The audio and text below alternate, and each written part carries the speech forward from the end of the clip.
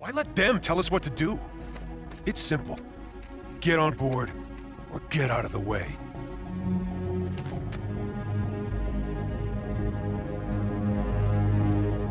As most fans now know, Season 3 of Young Justice is now officially in production, after being cancelled back in 2012.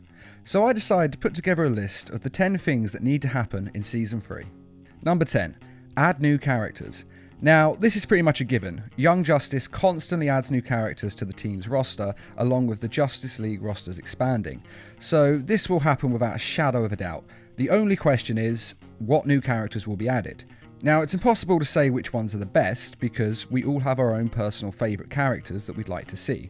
So please do let us know which characters you want added to the show in this video's comments. Number 9. Develop existing characters. There are a lot of characters in the Young Justice roster now, and new ones will no doubt be added, and need to be added. But it would be nice to see the existing characters of Season 1 and 2 fleshed out a little.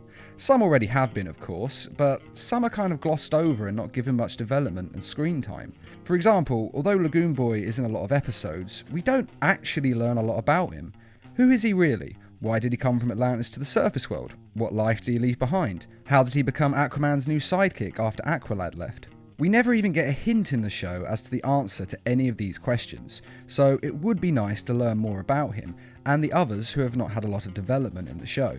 And so I'm stereotyped as the water guy, again. And though obviously some characters are more popular and get more screen time, an episode for each to be the lead in or to have a main storyline would be great.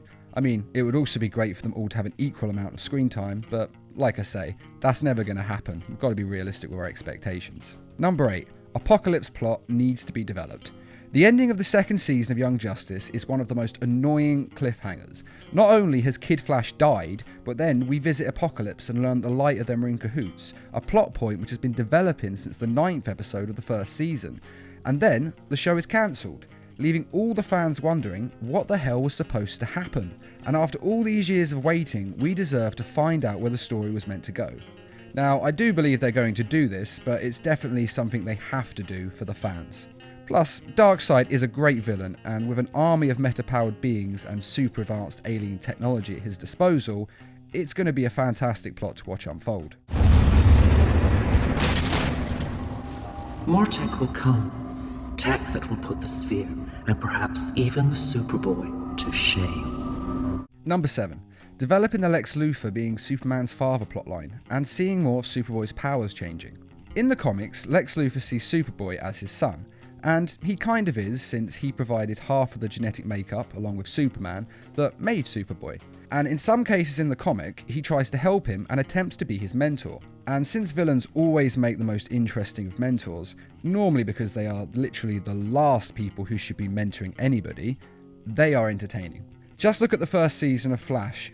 Barry Allen's mentor was the Reverse Flash, and that was great, and it would be great to see something similar happen here.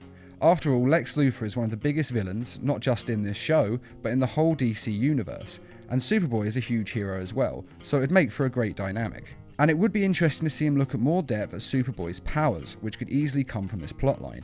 After all, we had the shields in Season 1 that were given to Superboy by Lex Luthor. I call them shields.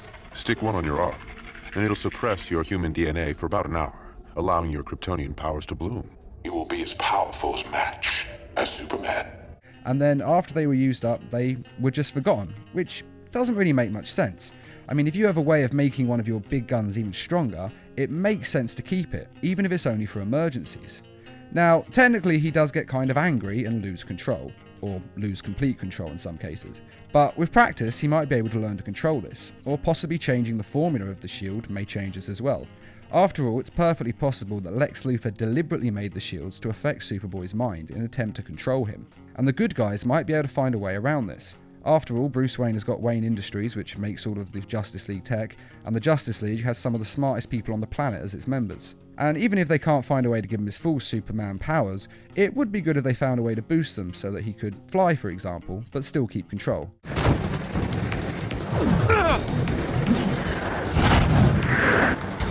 That won't work on me, clown. Plus, in the tie-in comics, Match, who is of course Superboy's older brother but made with pure Kryptonian DNA, has mutated into some kind of monster in the 5-year gap between Season 1 and Season 2. So it might be a case that Superboy's Kryptonian DNA may attack his human DNA and make him stronger. In any case, the origin of his genetics does deserve being looked at more closely, and hopefully it will answer the question of, why didn't the Light clone another Superboy? And perhaps the answer will be that the Light did clone another Superboy, and we'll get to see that in Season 3. Number 6. The core team members working together. Though I have said new characters are a must, and they are a must, it would also be nice to see the core team members, meaning those that were in the first season of Young Justice, return to working together. At the beginning of Season 2, the whole team has changed, and the core members are all over the place. Superboy and Miss Martian are still on the team, but they've broken up and they're angry at one another. So now we're never talking again?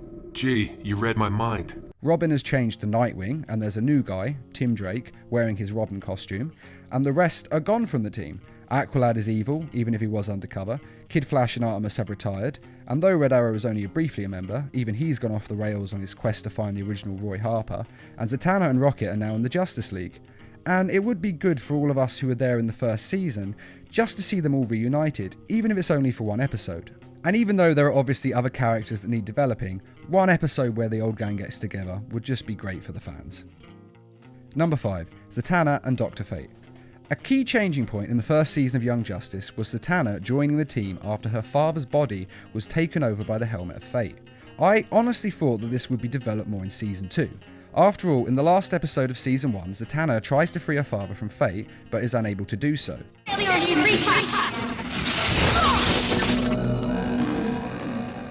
I can save Fate from Savage, but I still can't save my father from Fate. And then in Season 2, it never comes up, and it's just completely forgotten about. Now, I know that she's in the Justice League now, and she's busy, but it would be good to see her take a more leading role and try to free her father. Because you'd think freeing her father would have become her life's mission at this point. After all, he's been in prison for 5 years, all to save her from being possessed by the Helmet of Fate, so the least she can do is return the favour. Now, she may not be able to free him, but we would still expect her to be hunting down every lead possible and constantly trying to save him. It just makes perfect sense for her character.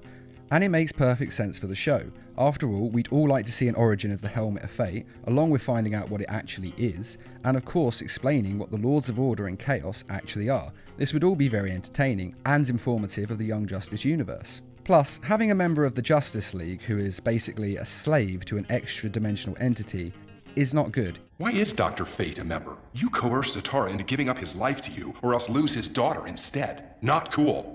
You would think that the entire Justice League would also want to free him from the Helmet of Fate. And they probably do, but just haven't found a way. But we would like to see this on the screen, or at least I would. Number 4. What happened to Ocean Master?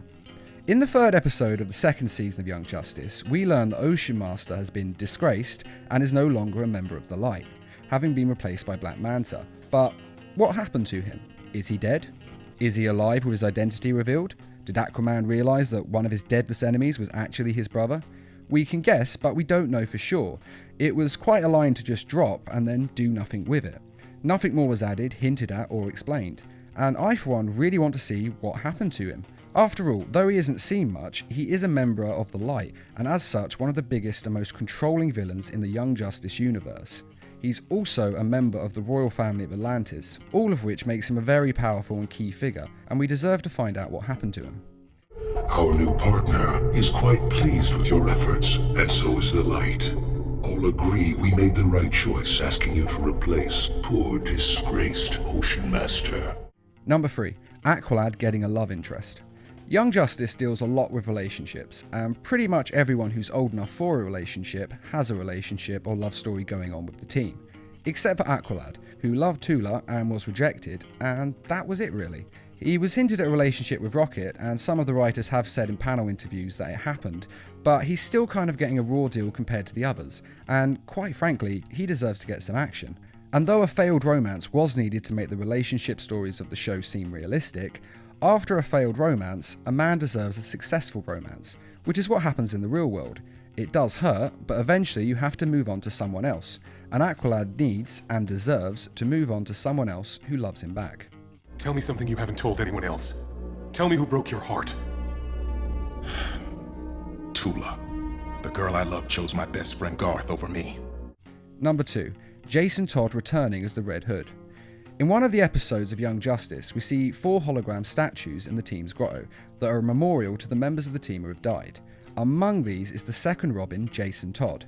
Now, I have done a video on this before, but for those who haven't seen that, Jason Todd's story is that the Joker killed him and then Ra's al Ghul resurrected him, and he returned a little bit insane as the Red Hood and went after Batman to get revenge for letting him die, and then became a good guy. Sort of, since he does still kill, but he only really kills criminals. Nail me and you'll electrocute both of us. Maybe that's what he has in mind.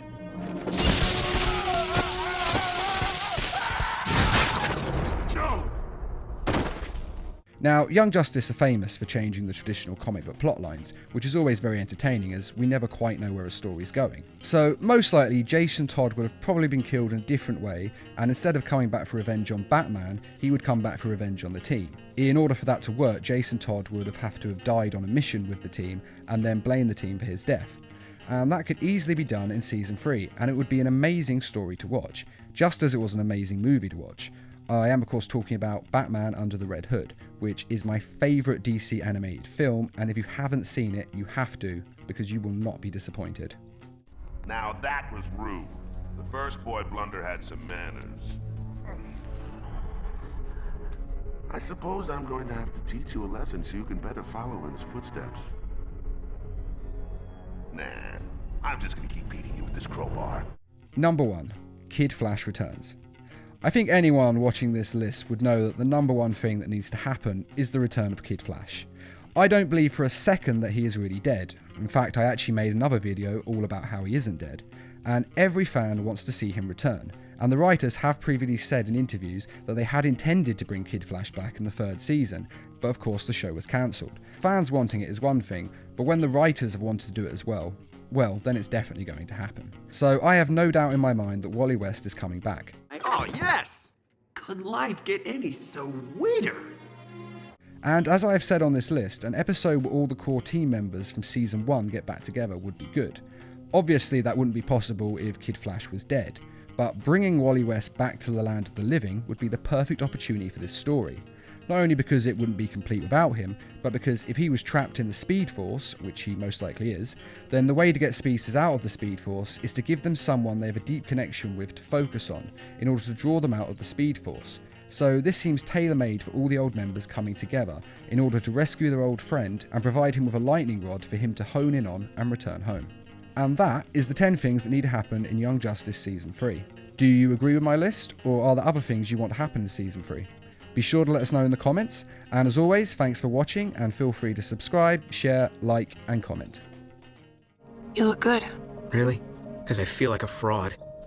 Well, don't. You're honoring Wally's memory by becoming Kid Flash. I know he'd be proud. Thanks.